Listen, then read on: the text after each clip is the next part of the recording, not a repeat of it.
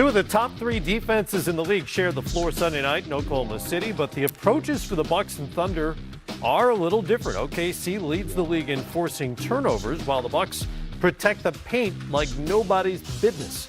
They're first in points in the paint allowed. Bucks best record in the league, OKC third in the West. First meeting of the season between the two. Stars all over the place, including Western Conference All-Star starter Paul George, who's had himself quite a week and had himself quite a half. 21 in the first half against Milwaukee. Yeah, he's been cooking. I mean, you got to be on your long list of MVP candidates too. It is a long list. It's kind of a list. growing list. Yeah. It's unmanageable. Need to shorten that list. Giannis Antetokounmpo, he's right near the top of that list, but OKC may have provided the league a little bit of a blueprint of what to do with him in the first half. Just 3 points on 0 of 6 from the field and 3 turnovers at halftime.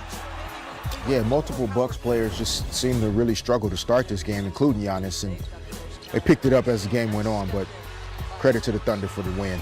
Third quarter, Steven Adams playing the passing lane and taking it himself. Okay, big fella. Little Euro step there. What if the Euro step ever reached New Zealand when he was a kid? Bench loved that. Westbrook making an impact. In for the layup, and then finds Jeremy Grant. Triple-double, ho-hum, 13 points, 13 boards, 11 assists. Putting up more like Rondo triple-doubles now. Fourth quarter, here comes Giannis. We're going to keep him down forever. Chris Middleton, no. Giannis, see how much stronger he's gotten over the years. Holds off his man and finishes. Then Giannis for 3. Yeah? If he starts making that, look out. Well, he hasn't, but he did in this game. 3 of 5 from the great beyond. Paul George, closer. Throws it down over Giannis. Oh, yeah. And then George taking what he's given. Brogdon couldn't do anything about it. PG finishes with 36, including 8 of 12 from three-point range. He had 13 rebounds to boot. OKC ends the Bucks' 6-game win streak. The Thunder have now rattled off 5 straight wins, and they're 15-3 when George scores 30 or more. They blocked Giannis' shot 7 times. That's the most rejection he has ever suffered in an NBA game. Nerlens Noel talked about that D against the Freak. You personally played a huge role on containing Giannis. He had just 3 points in that first half. How were you able to frustrate him inside especially? Oh, just playing my game. Coach gave me extended opportunity tonight with Steve-O in the back, so I wanted to maximize that and, just continue to just maximize my ability on the court. Go out there, switch 1 through 5, bother the offense and, catch lobs, slip to the rim, just play my game. Noel and the Thunder, as I mentioned, may have provided the rest of the league a little something to think about it the next time Giannis Antetokounmpo comes to their town. Well, maybe something to think about, but everybody can't do what the Thunder was able to do today, really because of their length, versatility, and size. Here, as you see, switching, Ferguson on the basketball, but Paul George and Steven Adams inside, multiple bodies clogging the paint. Giannis never really saw clear driving lanes. Here, another screen. Well, Paul George comes over, forces Giannis to get around Paul George, which then allows Noel, even after the travel, to time it up and come get the block. And then, as you see, multiple sets of eyes on Giannis the entire afternoon, really just making it difficult for him to see clear driving lanes. And it's a growth area for him as well in terms of how to dominate games physically with scoring, but also being willing to create passes and opportunities for teammates. But credit guys like Jeremy Grant, Ferguson, Steven Adams on the backside, Paul George. This Thunder team physically on the defensive side is really impressive. Multiple guys with really long arms, and they close down passing lanes really quick, and that's what makes them special on that side of the ball. Maybe easier to draw up the game plan when you have all the length and all those switchable long defenders. Yes, right. Not everybody can do that. Paul George has averaged better than 31 over his last 5 games. He was named a Western Conference All-Star starter this week, and he looked every bit of the part of all that and an MVP candidate. Yeah, he's playing terrific all season long. He's been hitting big shots for them, clutch spot, and also he's been playing great defensively. He's one of the league leaders in steals as well. But you see here, his range is limitless, can shoot from anywhere. clutch shots. Also can create things off the dribble for his teammates. Does a good job of penetrating. And he's playing with Mr. Triple-Double and Russell Westbrook, who has great player right there, by the way, has no problem sharing the spotlight with Paul George, letting him be the leading scorer, taking the tough shots.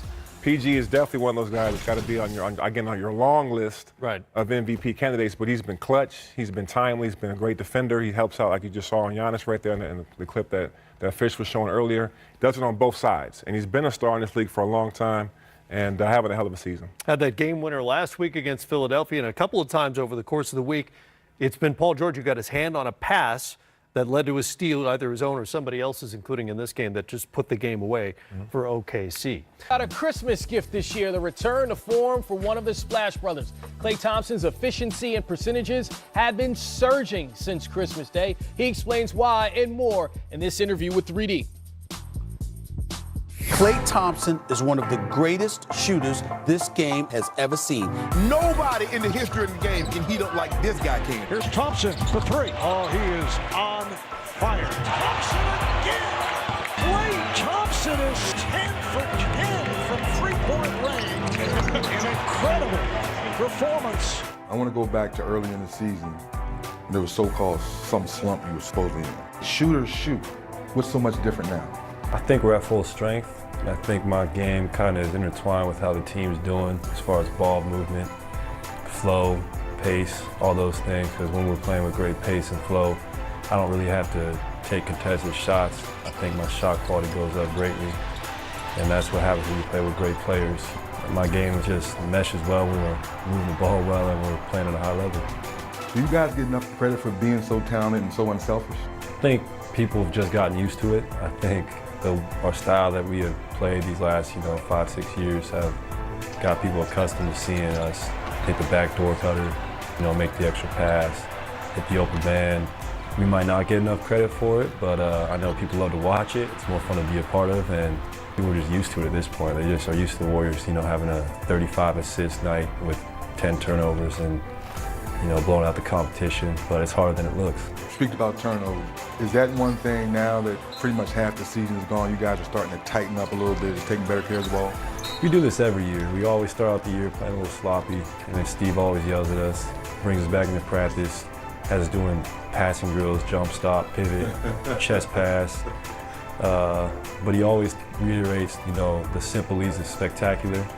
And he always tells us when we just make that simple play, 4 or 5 possessions from then, you're going to hit a home run. That's when beautiful plays happen, whether it's an alley-oop to KD, Steph 35-foot pull-up in transition, Draymond throwing a couple oops, Andre catching them. That's when those happen. The boogeyman, Mr. DeMarcus Cousins, is back from an Achilles injury. Here's Durant with it around the screen by Cousins. Big roll, goes there. Welcome back, DeMarcus Cousins. Seen him in practice for his rehab to get to where he is now, and now he's on the floor. What's so different? When he was in Sacramento, he kind of had to take the team on his shoulders for them to just be above 500. No offense, but I don't think he's played with this much talent unless it was Team USA. So the floor is open for him, and he is so unselfish as far as setting screens, making the extra pass. He's just really smart, too. If I'm coming off him for DHO, he's going to position himself so the defender has to go around him. Using his big body, coming off screens, him being able to stretch the floor, knock down threes is such an underrated factor for us. And just being a great basketball player, and he will make the right play. Well, Klay has some of the most red-hot records we've ever seen. Most points in a quarter, most threes in a game, tied for most threes made in a row, 10 in a game, and the 60 points on those 11 dribbles. Real quick, Rip, which one of these impresses you most? Well, the 10 straight threes. I think for me as a player, it's hard to make 10 threes, but to make your first 10 threes, I think that's very impressive to myself. GA, when you look at Boogie coming in and adding another weapon to this offense, and the fact that 86% of their baskets when he's on the floor are assisted. Yeah. And then the Wizards were like, okay, we're going to crowd the three-point line and not give them that. And that didn't work. So why did that not work as an approach against the Warriors to crowd the three-point line? Well, I do think that has to be a part of your game plan to have success against them. And to your point, it didn't work for the Wizards, or it didn't work really for the Celtics, but it gave them a chance. And it's going to be important. The problem, though, is you're talking about arguably the highest basketball IQ team that you're going to see collectively. And here, they just take advantage. You overplay, taking away the three. I'll just go in and give me a little quick layup. Again, the ball movement, the spacing, the movement without the ball. And what they do a great job of is every aspect of their offense is the option. And they all make the right reads on these plays, you know. And again, understanding weak side there, you're not going to leave Klay and you're not going to leave Steph. So that just creates an easy opportunity for that pick and roll action with Durant and also Boogie Cousins. So they're just, I think that's the thing that people didn't talk enough about when you look at Cousins coming over and also Durant. Those guys just weren't great players. They were high IQ guys. Like, they also have an ability to play without the basketball. They can make all the plays out on the floor. And Boogie doesn't have to Klay's point, he doesn't have to get 25 and 13. If he's getting 17 and 7 for them, you know, that's the equivalent of him getting 25 and 13 on another team because of all the talent they play with. And he becomes another guy that you have to account for defensively. And when you look at the spacing they create, man, they become almost unguardable at times when they're clicking. Rip, when you look at the Warriors and their adjustments offensively, that's easy to see. But defensively against Boston, they also made some adjustments in that game. Oh, yeah, people forget how great of a defensive team this team is. I mean, when you look at the numbers, they slipped a little bit from the previous 2 years. But this is a team that really kind of gets at it. And it starts with Klay Thompson and his ball pressure. I think he's one of the best two-way players that we got in the game. And him guarding Kyrie Irving right here. But look at the weak side. You got two guys in the paint. You got Steph Curry and Draymond Green helping, and is willing to give up the shot for Al Horford. Again, you see three guys, all of them, they got their eyes on Kyrie Irving because they know that he's a big part of this team. Now you got a guy like Boogie Cousins that can pretty much be a rim protector for this team, which they've been lacking all season long. Again, put Kyrie in pick and roll, the big stays out, Looney stays there until Livingston can get back. Boogie now has to guard too. Now he does a great job of getting in front of Al Horford, and now when they do that, now they're in transition, and this is where they make teams pay. If this team's allowed to get in transition and get easy baskets, especially like that, they're just too good of a team. They share the ball. They average, close to 30 assists a game. This is a team that's tough to beat, not just because their offensive game, but their defense has also been great too. Certainly a dynamic ball club. We all know about the Splash Brothers, but now they have the Splash Cousins. I mean, he's shooting 57% from three-point range since coming over. But how has he unlocked this offense in different ways? Well, the big thing for him is the shot quality. Okay, when you're the focal point of the offense, oftentimes you're going to take a lot of 9-1-1s. You're going to have to create all your own offense. And you see here, offense gets creative for him. I mean, these are not hard shots. And so when you give a great player these kind of looks, he's going to shoot a tremendously high percentage. And I think from his standpoint, it's probably the easiest the game has ever been, other than when he plays on Team USA, because he's basically playing on Team USA right now when you look at the makeup of this Warriors squad. And Rip, to your point, the point differential since Boogie has been with the Warriors, that's the thing that you're looking at, including their tight game against Boston. That's factored into the equation. Listen, you got 5 All-NBA guys on the team, and when they're on the floor together, you look, they got 43 assists on their 50 makes. So that's very impressive to me, because anytime you got a superstar type caliber guy, you got 2 former MVPs, a lot of times guys try to take it upon themselves to kind of be the leader on the offensive end. But they know they do it by committee. You heard Klay Thompson's interview. He says, hey, you know what? I got the luxury of playing with great players. And when you're playing with great players, the spacing is great, like GA say. You ain't got to take tough shots. You ain't got to go out there and force the issue, because you know if you swing the ball, your teammate is going to be looking for you to get yourself a wide open basket. Well, it won't be too long before you can see the Splash Brothers and the Splash Cousins right here on NBA TV. They're on Game Night Monday. Casey Stern, Candace Parker, Steve Smith will call the game between the Warriors and the Pacers. The nightcap will feature the Hawks and the Clippers. Coverage starts at 6:30 with the Auto Trader pregame show. But the big fella's favorite All-Star memory happened during the pregame of the 1996 event in San Antonio. Shaq looks back with Ro Parrish on this edition of Storytime with Shaq.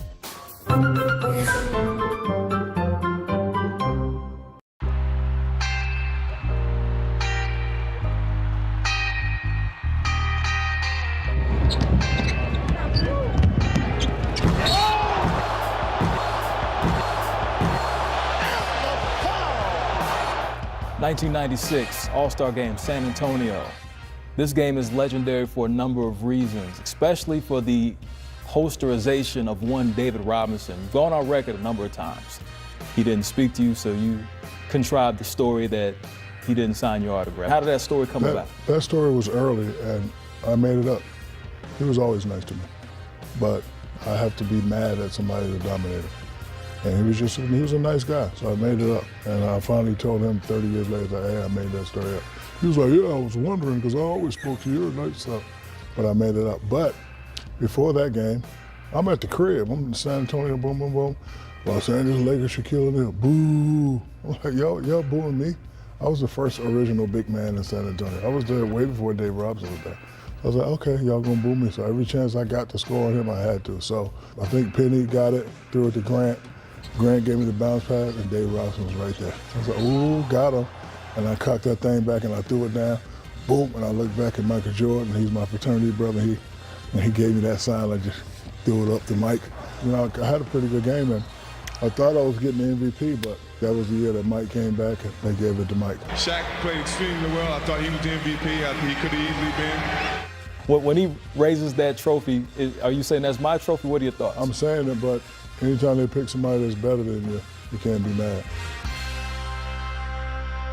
So back to MJ, we know about his legendary performance. He receives the MVP, but you had a great moment in the pregame where you and MJ go one-on-one, and you kind of, we won't say kind of, you shook him up a little bit, gave him that dream shake. A lot of people don't know about my handles. I was the first big dude to take it off the glass and go coast to coast and either make a play or throw it down. Not Giannis, not Boogie Cousins, me. I was the first one to take it down with style and class, that eye with the handles and throw it down. So Mike didn't know that. And Mike's a great defensive player, so he was there. So now I said, okay, Akeem, throws in the bounce, getting back in, beep, beep, beep, beep. And the only thing that made it good is I made the shot. Well, turn around, baseline jumper. And I didn't know people was watching, because when I made the shot, the crowd was like, ooh, ah. And it's crazy that that's still a meme today. Is that the best all-star moment you've ever experienced? I would say, because even though it wasn't a real moment, it was a real moment. A little street style, a little and one, a little I had to show it to him. Rip, you ever have any all-stars slow walk you with the non-trash talk before a game? Oh, man, yes. It was two guys that really stand out. One, our colleague, Grant Hill, and Vince Carter. I mean. What would they do? No, they would try to soft talk me. That's what I used to call it. Like before the games, the mentality when you come out, you want to seek and kind of destroy. You don't want to be friends with the guy that you're playing against. And Grant and Vince, they will always come out at the beginning of the game right before tip-off, like, how your family? How your kids doing? Are you healthy? And, they might foul you hard, but then they'll help you up and say, hey, man, you okay?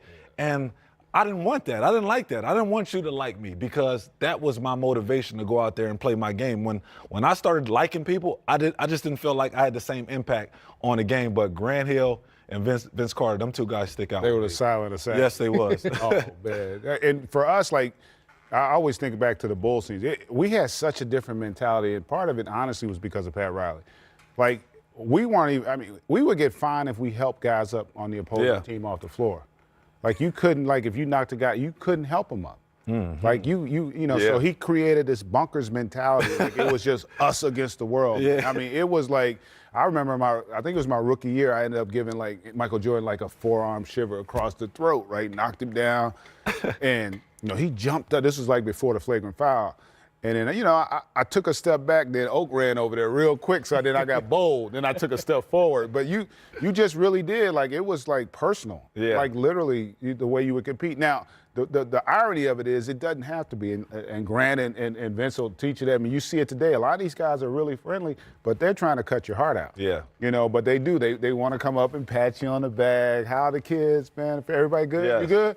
You get, let's get dinner, pop a bottle of wine down the line before they cut your heart out. And Chris, I think that was hard for me, especially in the All-Star game, because now all the guys that you're competing against, especially guys like D. Wade, and we knew that we were going to meet them in the Eastern Conference Finals. So now I got to be friends with them, because I knew that was my edge.